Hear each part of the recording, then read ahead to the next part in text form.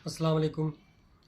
BA part 2 English के modern assess का जो मॉडर्न एसे नंबर 6 है, इसका इंट्रोडक्शन और चंद एक एमसीक्यूज जो है वो आपके सामने पेश किए जा रहे हैं। सबसे पहले तो थोड़ा सा इसका जो तारुफ है वो समझ लेते हैं, उसके बाद इसके एमसीक्यू जो वो सॉल्व करेंगे। वॉकिंग ऑन मून जो है ये बेसिकली अमेरिकन एस्ट्रोनॉट नेम भी लिखा हुआ है, डेविड आर स्कॉट ने लिखा है। और डेविड आर स्कॉट जो है, क्योंकि वो बेसिकली खुद एस्ट्रोनॉट था और ख़ुद उसने चांद पर लैंड किया और वहाँ पर रिसर्च की, इसलिए उसने ये मॉडर्न ऐसे जो है बड़े आला अंदाज में और एग्जैक्ट तरीके से जो एक्सप्लेन किया है।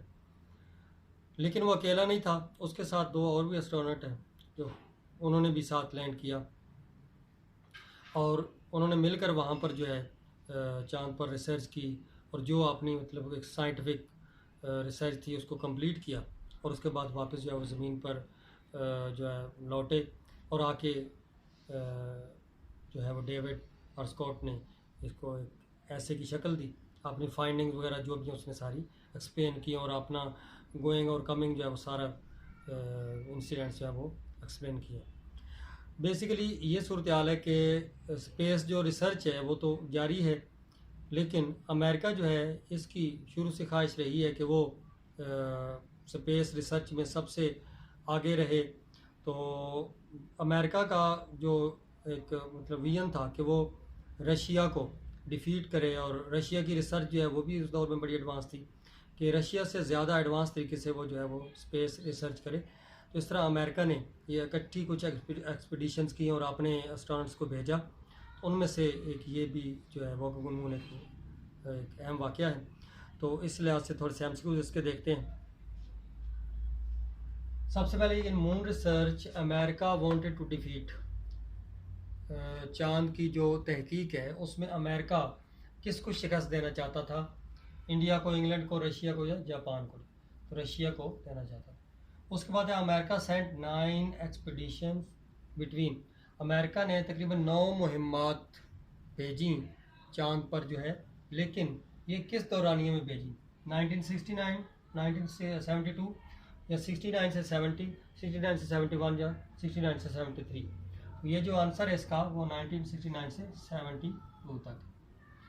In what expedition writer and his 2 friends landed, sorry हाँ, कौन सी यानी वो जो मुहिमात थी 9, उनमें से कौन सी मुहिम थी जब तीनों एस्ट्रोनॉट जो है वो चांद पर उतरे? तो ये 7 थी, 6 थी, 5 थी या लास्ट थी? ये लास्ट 9th जो एक्सपीडिशन है उसमें उन्होंने लैंड किया।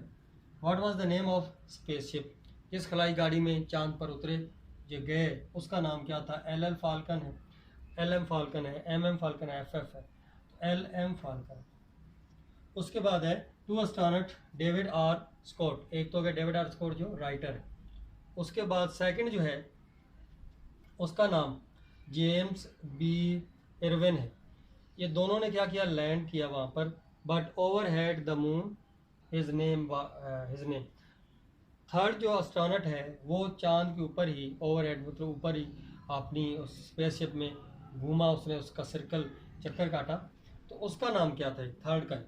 मेजर एल्फ्रेड वार्डन था, जेम्स जॉयस था, या मिस्टर रॉडन था, या मिस्टर जेम्स्टर था? तो तीसरे एस्ट्रोनॉट का नाम जो है वो major Alfred Worden. What did they take back, जब वहाँ से आपने रिसर्च कंप्लीट की तो वापसी पे क्या कुछ लेकर आए चांद से? प्लांट्स लेकर आए, ट्रीज लेकर आए, रॉक एंड सॉइल लेकर आए, ये वुड लेकर। उन्होंने कुछ वहाँ पर चट्टानों के सैंपल और कुछ सॉइल, वहाँ की मिट्टी वगैरह ये लेकर आए थे। What did they leave there, वहाँ पर क्या कुछ छोड़ कर आए? उनमें मुख्तलिफ़ चीज़ों में से एक अहम चीज़ जो छोड़ी उन्होंने वह होली बाइबल, अपनी जो मुकद्दस किताब है इनकी, उन्होंने उसके कुछ आर्टिकल जो है वहाँ पर छोड़े। आगे बोर्ड है, चेयर है, शूज़ है, ऐसे ऐसे आपको थोड़ा सा कंफ्यूज करने के लिए इस तरह की बातें लिखी जाती हैं। जो मेन बात है वो बाइबल। तो ये भी देखिए कि नंबर 6 था हमारा मॉडर्न ऐसे, बड़ा आसान था। इसको समझें, इसकी समरी अच्छी तरह से रीड करें, उसके बाद इसके हम उसको समझें, बेहतरीन आपकी तैयारी होगी। अल्लाह हाफ़िज़।